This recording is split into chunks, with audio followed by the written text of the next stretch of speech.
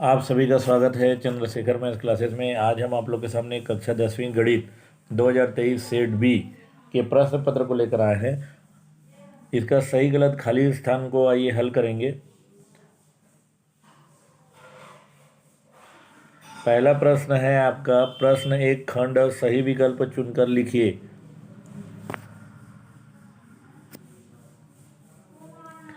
पहला दिया गया है द्विघात समीकरण ए एक्स वर्ग धन बी एक्स धन सी बराबर 0 के मूल हेतु सूत्र हैं। पहला x बराबर ऋण बी धन ऋण वर्गमूल के अंदर b वर्ग ऋण 4ac/2a। दूसरा x बराबर ऋण a धन ऋण वर्गमूल के अंदर में हमारा है b वर्ग ऋण 4ac/2b। तीसरा x बराबर ऋण c धन ऋण रूट के अंदर में b वर्ग ऋण 4ac/2b। चौथा x बराबर ऋण b धन ऋण b वर्ग धन 4ac वर्गमूल के अंदर बटे 2a है। तो हमारा सही उत्तर जो है पहला नंबर का, देखिए x बराबर ऋण b धन ऋण वर्गमूल के अंदर में b वर्ग ऋण 4ac/2a। तो हमारा सही उत्तर ये वाला है। ये हमारा सूत्र विधि का सूत्र है, द्विघात समीकरण का सूत्र है।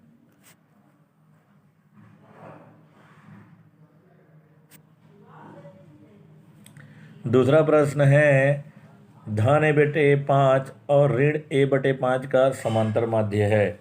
तो हम जानते हैं समांतर माध्य का फार्मूला क्या होता है, a धन b/2।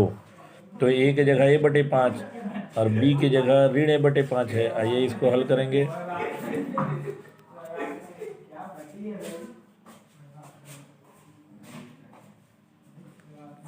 आप देखिए a/5 धन, यहाँ आ गया ऋण a/5 अब पूरे का बटा 2। अब आप देखिए धन गुणा ऋण ऋण हो जाएगा, तो हम लिख सकते हैं a/5 ऋण a/5/2। तो हमारा आ जाएगा a/5 धन गुणा ऋण हो जाएगा a/5 पूरे का बटा 2। ये दोनों क्या हो जाएगा, कट जाएगा। तो 0/2 यानी आ गया हमारा 0।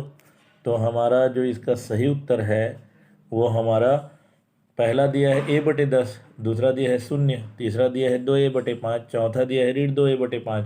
तो जो दूसरा का दूसरा है 0 वो हमारा सही उत्तर है।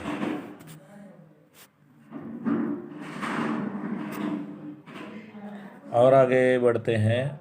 यदि घनाभ की भुजाएं 2 सेंटीमीटर 3 सेंटीमीटर व 4 सेंटीमीटर है तो उसका विकर्ण होगा।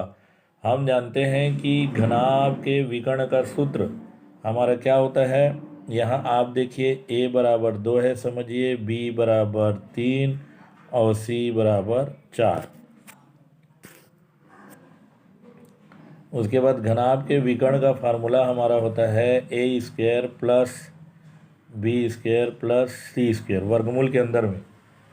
तो वर्गमूल के अंदर में a का मान है तो 2 का वर्ग धन 3 का वर्ग धन 4 का वर्ग।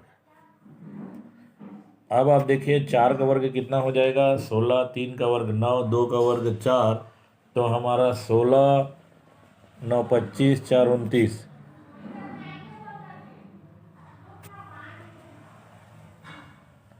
यहाँ 2 का वर्ग हो जाएगा 4, 3 का वर्ग हो जाएगा 9, 4 का वर्ग हो जाएगा 16। अब आप देखिए 16 और 9 25, और 25 में 4 को जोड़ेंगे तो कितना आ जाएगा, ये आ गया वर्गमूल 29। तो इसमें हमारा दिया है पहला वर्गमूल 24 सेंटीमीटर, दूसरा 29 सेंटीमीटर, तीसरा वर्गमूल 29 सेंटीमीटर, चौथा 24 सेंटीमीटर। तो जो हमारा वर्गमूल 29 सेंटीमीटर है वो सही उत्तर है। फिर वृत्त पर स्थित किसी बिंदु पर कितनी स्पर्श रेखाएं खींची जा सकती हैं। पहला दिया है 4, दूसरा दिया है 2, तीसरा दिया है 3, चौथा दिया है 1।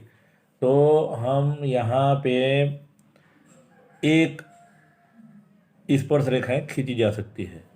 वृत्त पर स्थित किसी बिंदु पर एक स्पर्श रेखाएं खींची जा सकती है। तो जो चौथा का द नंबर है हमारा सही उत्तर है। और आगे बढ़ते हैं। दो समरूप त्रिभुजों के क्षेत्रफलों में अनुपात 36:49 हो तो उनकी संगत भुजाओं में अनुपात होगा। इसका हमको 36:49 है, इसको हम वर्गमूल के अंदर ले लेते हैं 36/49। अब 36 को हम क्या लिख सकते हैं, 36 का वर्गमूल निकलेगा तो 6 और इसका 7, तो इसका अनुपात में ले लीजिए तो क्या हो जाएगा 6:7। तो इसमें दिया गया है पहला 6:7, दूसरा 7:5, तीसरा 7:6 और चौथा 5:7। तो इसका जो सही उत्तर है 6:7। फिर रिक्त स्थानों की पूर्ति कीजिए। पहला रेखा 4x ऋण y धन 5 बराबर 0 की प्रवणता है।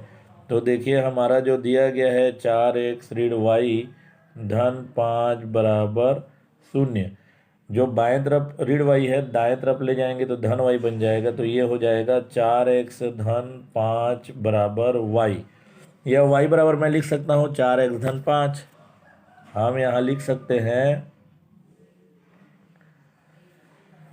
y बराबर हम लिख सकते हैं 4x धन 5। अब इसकी तुलना आप सरल रेखा का समीकरण y = mx + c से कर दीजिए।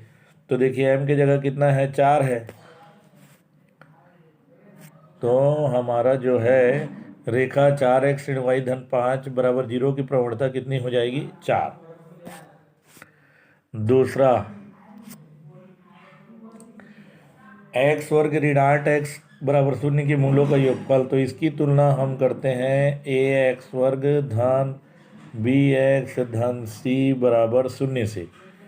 अब आप देखिए यहाँ a के जगह में हमारा 1 है, b की जगह में ऋण 8 है और c की जगह में 0 है।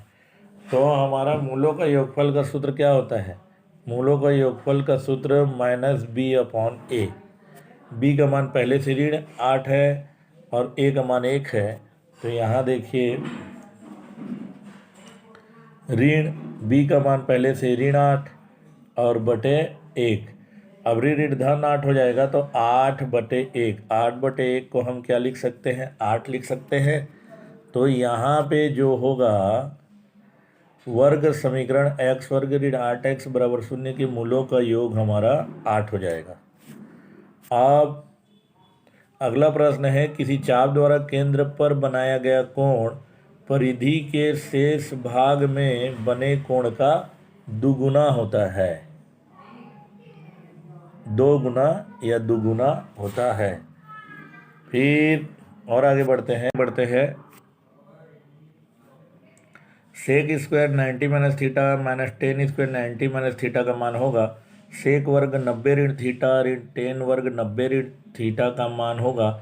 हम जानते हैं सेक 90 ऋण थीटा का क्या होता है कोसेक थीटा होता है और 10 90 ऋण थीटा का कॉट थीटा होता है। तो सेक 90 ऋण थीटा का क्या हो गया कोसेक थीटा, वर्ग है सेक स्क्वायर 90 ऋण थीटा, तो इसका बन जाएगा हमारा कोसेक वर्ग थीटा। ऋण 10 90 ऋण थीटा का क्या होता है कॉट थीटा, तो 10 वर्ग 90 ऋण थीटा है, तो ये बन जाएगा कॉट वर्ग थीटा। हम जानते हैं कि कोसेक वर्ग थीटा ऋण कॉट वर्ग थीटा का मान हमारा कितना होता है 1 होता है।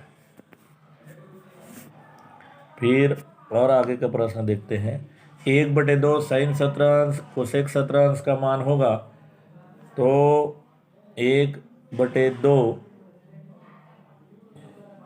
गुणित साइन 17 और कोसेक 17 को हम क्या लिख सकते हैं 1/, हम साइन 17 लिख सकते हैं। तो देखो ये साइन 17 कट जाएगा तो हमारे पास क्या बचेगा 1/2 बचेगा। तो हमारा यहाँ पे मान आ गया 1/2। सत्य असत्य लिखिए। दो विषम संख्याओं का योग सदैव विषम होता है। दो विषम संख्याओं का योग सदैव विषम होता है। तो ये हमारा पहला देखते हैं, मान लीजिए दो विषम संख्या हम ले लेते हैं। हम विषम संख्या ले लेते हैं 3, एक विषम संख्या ले लेते हैं हम 5 3 और 5 को जोड़ेंगे तो कितना आ रहा है 8। एक विषम संख्या ले लेते हैं 7, एक विषम संख्या ले लेते हैं 9। 9 और 7 को जोड़ेंगे तो कितना आएगा 16।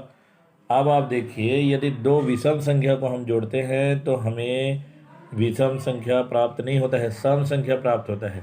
तो जो कथन दिया है हमारा वो पहला वाला असत्य होगा। फिर किसी व्यक्ति की सभी साधनों से प्राप्त वार्षिक आय पर जो कर लगता है आयकर कहलाता है, ये सही है। तो दूसरा का उत्तर हमारा हो जाएगा सत्य और ये हमारा सही होगा।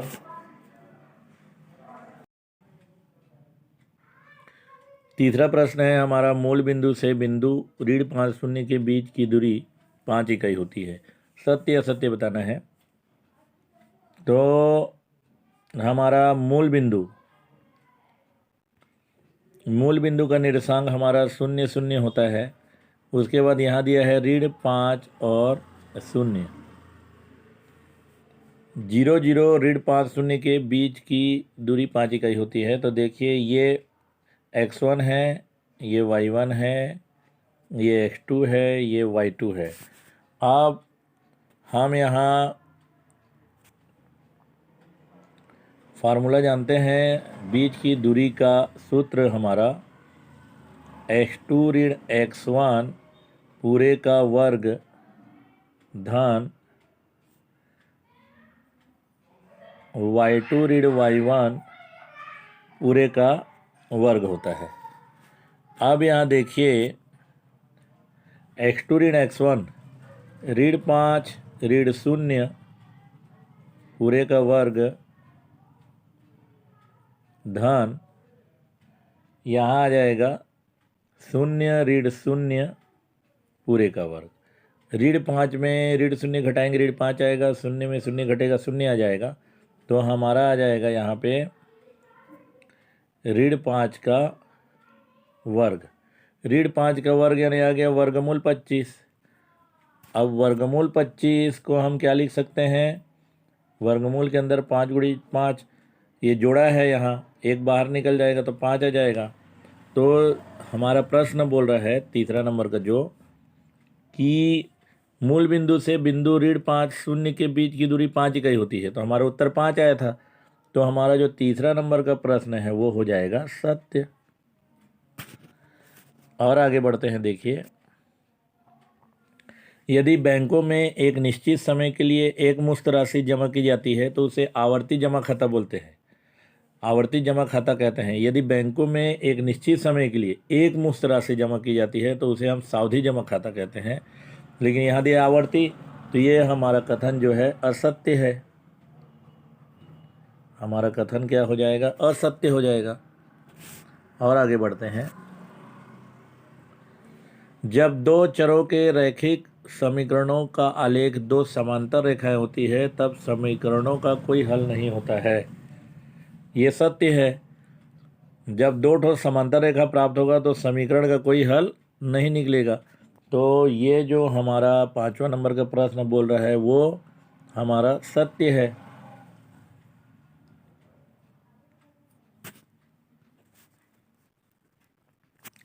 इस प्रकार सत्य असत्य हमारा समाप्त हो गया। हमारा वीडियो कैसे लगा ज़रूर बताइएगा और हमारे वीडियो को देखने के लिए आप सभी का बहुत बहुत धन्यवाद।